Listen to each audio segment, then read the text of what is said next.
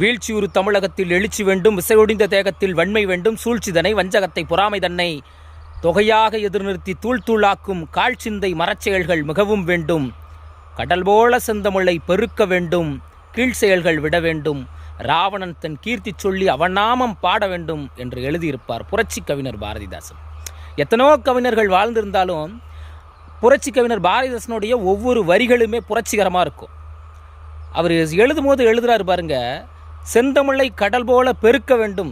இந்த வரியை விட இன்னும் சிறப்பான வரின்னு நான் நினைக்கிறது, வீழ்ச்சியுற்ற தமிழகத்தில் எழுச்சி வேண்டும் அப்படிங்கிற இந்த வரி தான் மிக முக்கியமானது அப்படின்னு நான் நினைக்கிறேன்.